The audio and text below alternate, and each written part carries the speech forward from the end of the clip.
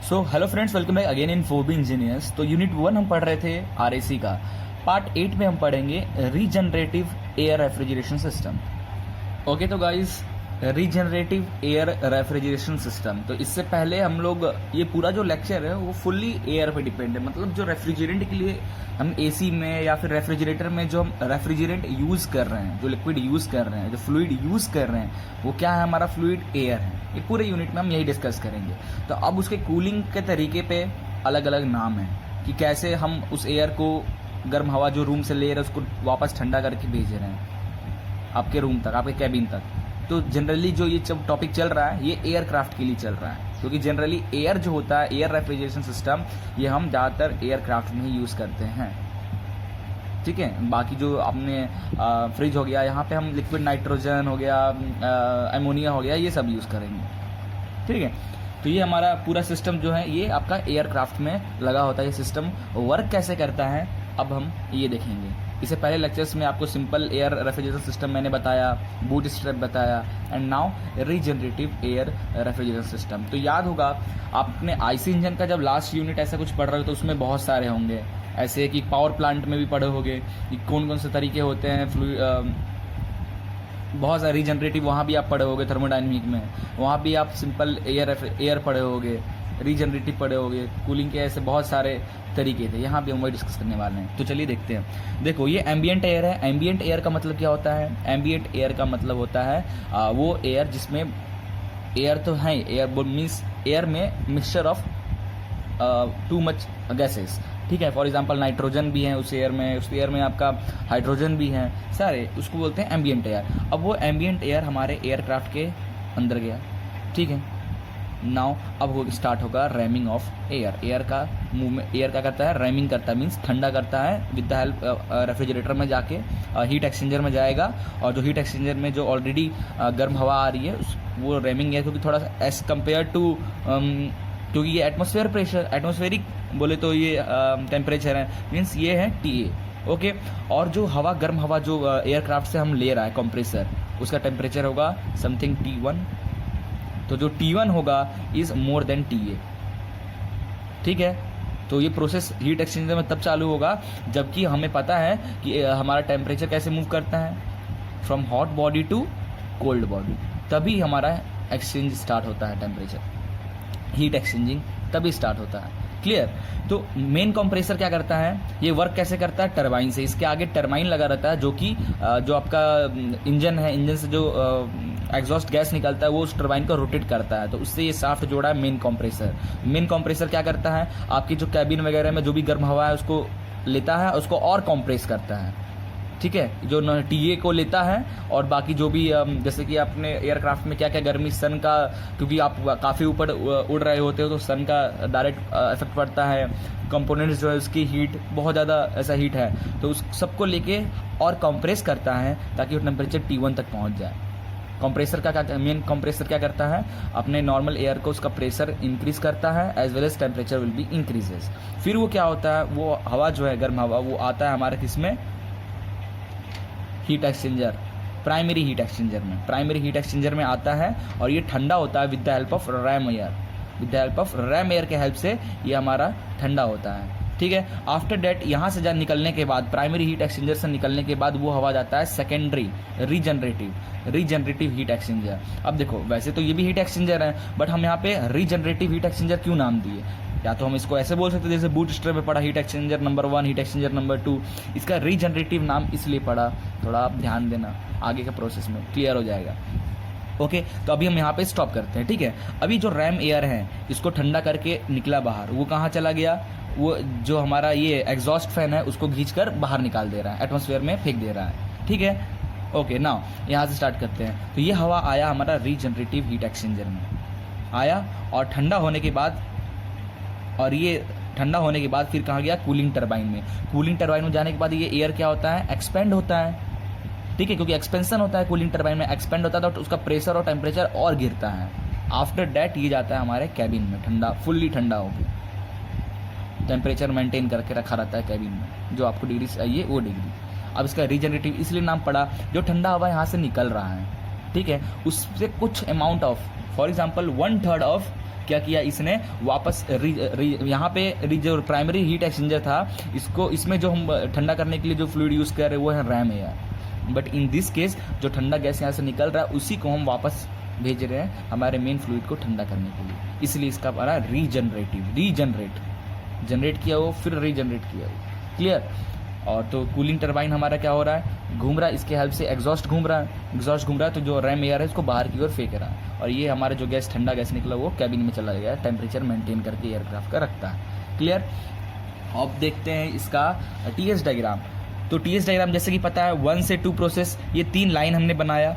एक लाइन बताता है ये हमारा एम्बियंट प्रेशर है, एम्बियंट टेम्परेचर देखो तो एम्बियंट टेम्परेचर, एम्बियंट एयर का टेम्परेचर। दूसरा है लाइन हमारा जो रेड कलर का है ये है कैबिन का टेम्परेचर, कैबिन का प्रेशर, कैबिन का टेम्परेचर बता रहा है। और जो तीसरा लाइन है जो रैम एयर है उसका टेम्परेचर, उसका प्रेशर बता रहा है। ओके, तो नाउ एम्बियंट प्रेशर बाहर से आ रहा है, तो 1 से 2 क्या हो रहा है, रैमिंग ऑफ एयर, 1 से 2 रैमिंग ऑफ एयर।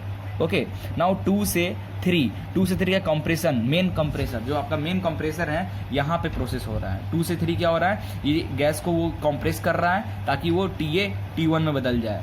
ठीक है, कंप्रेस कर रहा है। ओके, तो उसका temperature will be increases, temperature देखो आप इंक्रीज हो रहा है। आफ्टर दैट कंप्रेसर से निकलने के बाद वो प्राइमरी हीट एक्सचेंजर में जा रहा है, तो टेम्परेचर उसका क्या हो गया, गिर गया, एट 0.4 तक गिरा। ठीक है, एट 0.4 पे। ना 4 से 5 क्या हो रहा है, कूलिंग। फिर 4 से 5 पे ये जो गैस निकल रहा है कहाँ जा रहा है, रीजनरेटिव में जा रहा था, अगेन और इसका टेम्परेचर ड्रॉप हो रहा है, टेम्परेचर और ड्रॉप हो गया। मीन्स बोले तो ये 3 से 4 पे बोले तो ये 0.3 हो गया, ये 0.4 हो गया, ये जो यहाँ निकला ये 0.5 हो गया। तो 3 से 4 में टेम्परेचर डाउन बिकॉज ये हीट एक्सचेंजर में गया। फिर 4 से 5 again temperature will be drop because ये सेकेंडरी या रीजनरेटिव हीट एक्सचेंजर में गया। आफ्टर दैट ये कूलिंग टरबाइन में गया और ये एक्सपेंड हुआ। एक्सपेंशन जब होता है तो बहुत तेजी से टेम्परेचर गिरता है।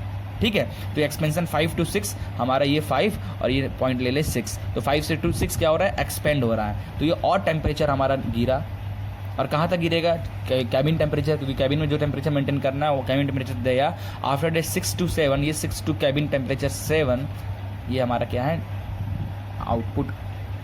ओके, तो ये हमारा टीएस डायग्राम ऐसे ही बना है। ओके, नाउ थोड़ा सा टॉपिक्स थ्योरी पार्ट है वो भी देख लेते हैं। The regenerative system is used when the cooling turbine discharge temperature of a simple system is too high.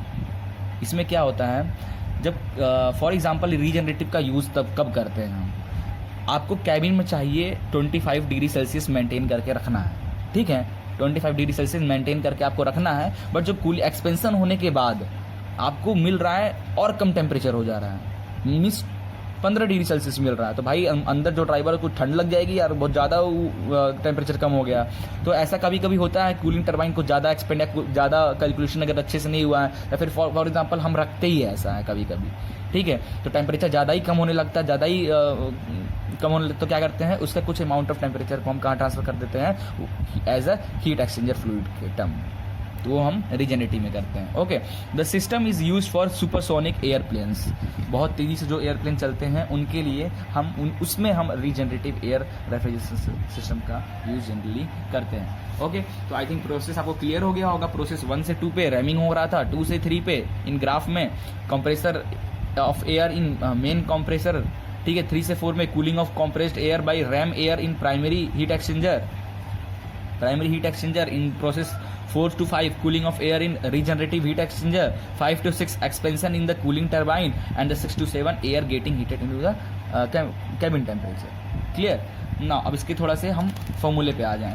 Now if you how much amount of air, mass of air required for cooling Q ton of refrigeration?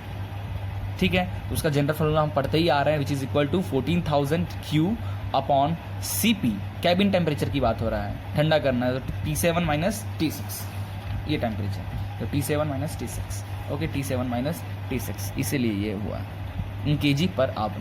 ठीक है। Now energy balance of regenerative heat exchanger. अब यहाँ पे क्या हो रहा है, regenerative हो रहा है भैया, एनर्जी बैलेंस तो करना पड़ेगा, क्योंकि पिछली बार क्या हो रहा था, रैम एयर यूज़ कर रहे थे, यहाँ पे जो एयर निकल रहा है उसी को थोड़ा सा अमाउंट उधर यूज़ कर रहे हो, भाई बैलेंस तो करना पड़ेगा, तब तो पता चलेगा आपको कितना चाहिए।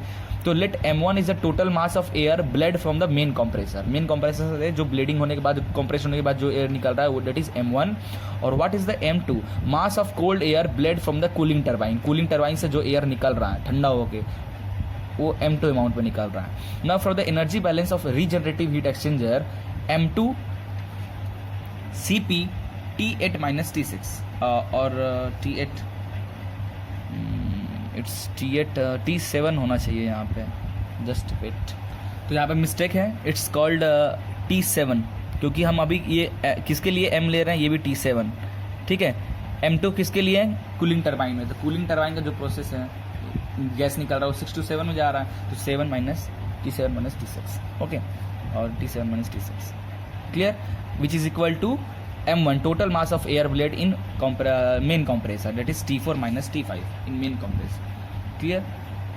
Therefore m2 is equal to m1 T7 minus T6 upon T4 minus T5, clear। तो ये हो गया हमारा मेन फॉर्मूला, क्लियर। और after that for power required for refrigeration system, power required, तो how much work will be done, that is m1 जो amount निकल रहा है CP T3 minus T2 upon in if you change in watt then 36,000 से divide कर दोगे तो kilowatt में फॉर्म आ जाए। स्टार्टिंग में जब सिंपल एयर रेफ्रिजरेशन सिस्टम था, वहाँ पे मैंने ये पूरे फॉर्मूला कैसे बना था उसको एक्सप्लेन किया था, इसलिए मैं यहाँ पे उसको रेफरेंस लेके ये डायरेक्ट फॉर्मूला लिख दिया हूँ। अगर आपको समझना है तो वो टॉपिक देखें और ये फॉर्मूला कैसे बना है वहाँ पे ध्यान दें, ठीक है, क्योंकि एक ही चीज़ को बार बार बताना टाइम वेस्ट करना होता है, ठीक है। Now COP of system, what is the COP of the system, देखते आ रहे हैं COP क्या होता है, 14,000 Q अपॉन P इंटू 3600। जितने ये एयरक्राफ्ट रेफ्रिजरेशन के सिस्टम में मेथड है, सबके COP यही रहेगा। तो ये मेन फार्मूला हमारा निकल के आ रहा है। ओके, यहाँ पे आप थोड़ा कंफ्यूज हुए होगे ये टर्म में, जो फॉर एनर्जी बैलेंस के लिए यहाँ पे मुझे लग रहा है पक्का कंफ्यूज हुए होगे, तो यहाँ पे थोड़ा सा मैं क्लियर कर दे रहा हूँ। जो m1 है आपका, क्या है, m1 है मेन कंप्रेसर से जो गैस निकल रहा है वो m1 है, ठीक है। मेन कंप्रेसर से जो गैस निकल रहा है वो m1 है। आफ्टर डैट ये प्राइमरी हीट एक्सचेंजर में जा रहा है, ठंडा हो रहा है, उसके बाद जा रहा है रीजनरेटिव हीट एक्सचेंजर। जो एनर्जी बैलेंस कर रहे हैं हम रीजनरेटिव के लिए कर रहे हैं। जो टेम्परेचर, जो अपन रिलेशन लेंगे, क्या हीट ट्रांसफर कितना हो रहा है, यहाँ पे हीट ट्रांसफर का फॉर्मूला क्या हो जाएगा, दैट इज m1, क्योंकि ये जो आ रहा है वो gas m1 T4 minus T5, क्योंकि यहाँ टेम्परेचर ज़्यादा होगा, यहाँ से निकलने के बाद टेम्परेचर कम हो गया होगा, इसलिए ये हमने लिखा है m1 CP T4 minus T5। और इन m2 mass of cold air bled in cooling turbine, in cooling turbine में, इसलिए T से इट्स कैबिन की टरबाइन क्या टेम्परेचर क्या है, that minus T6, clear. This formula goes to this. तो आई थिंक आपको क्लियर होगा। फिर भी अगर कहीं डाउट हो तो आप कमेंट्स करना, मैं कोशिश करूँगा आपके डाउट्स को क्लियर करने के लिए। तो सिर्फ 2-3 लेक्चर और बचे हैं और ये फर्स्ट यूनिट हमारा RAC का एंड। ओके।